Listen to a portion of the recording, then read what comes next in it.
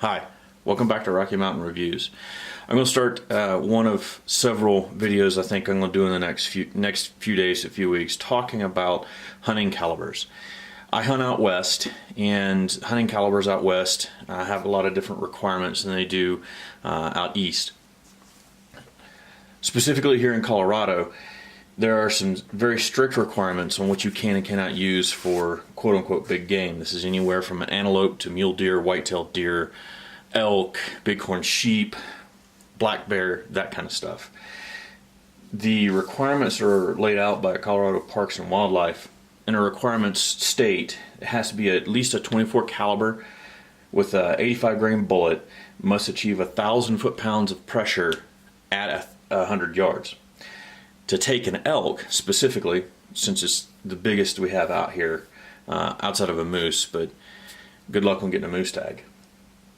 For an elk, they recommend about 1,200 foot-pounds of pressure broadside and 2,000 foot-pounds of pressure quartering to get through the muscle and bone of the shoulder and that kind of stuff. So that's a tall order for any round as you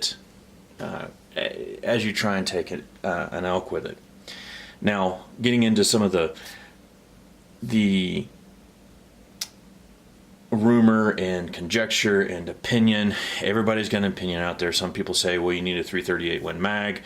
Some people say, well, you can do it with a 243. 243 being that 2.4 caliber is the smallest, and or 6mm is the smallest you can take an elk with. I'm not sure that I personally would do it. But if you ran the numbers, you'd probably find out that it's perfectly acceptable. Now, one of the things they talk about is shot placement. I watch and listen to a lot of Randy Newberg, and Randy Newberg talks a lot about shot placement. And you can take anything you want to as long as the shot placement's right.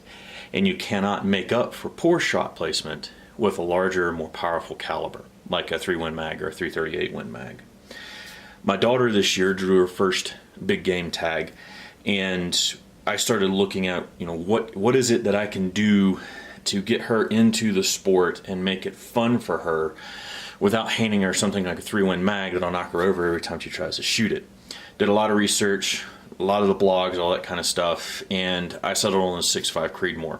Looked at 6.5 Swiss, looked at some 6mm, looked at some 30 calibers, 308, and 7mm odd 8, that kind of stuff. And it just, for what I'm trying to do with my daughter, it seemed like 6.5 Creedmoor was kind of that sweet spot. Now, I hand load, and you see my loading kit here. Got my dies, and I keep a box with brass and primers and bullets and that kind of stuff in it. I am starting my loads with 100 grains. Now, that is on the light side, but I went to the Hornady website.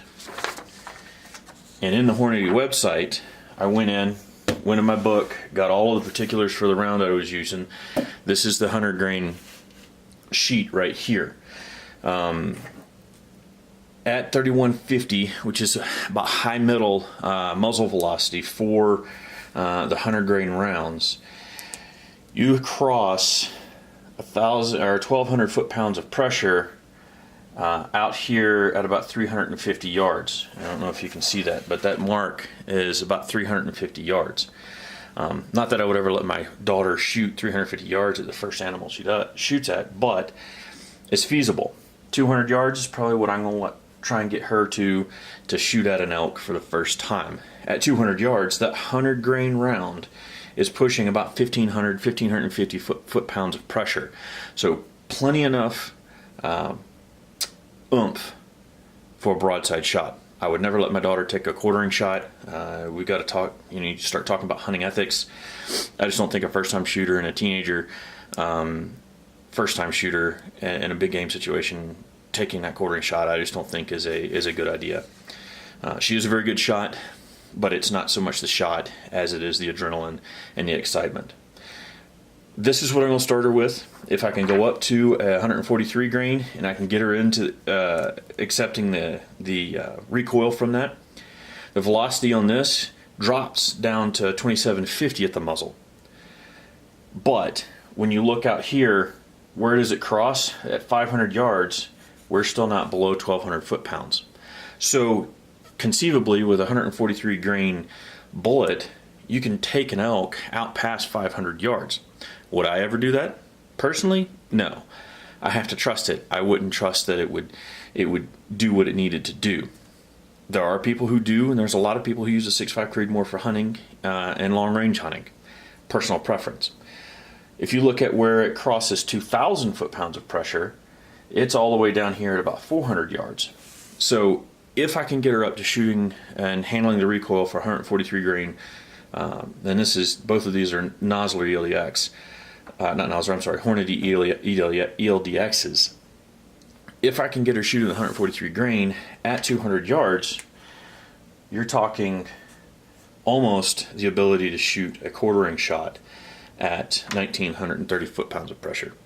So a lot of people out there have a lot of opinion on what you can and cannot use and what you should and shouldn't use. Based on the recommendations from Colorado Parks and Wildlife, a 6.5 Creedmoor is perfectly acceptable, and a 6.5 Creedmoor is perfectly acceptable using correct bullet out to 500 yards with the correct shot. So just my going through the numbers on a 6.5 Creedmoor and trying to take some of the personal opinion and conjecture out of it. So if you like this, if you want me to keep doing things like this, please like, please subscribe, please comment below. Thank you.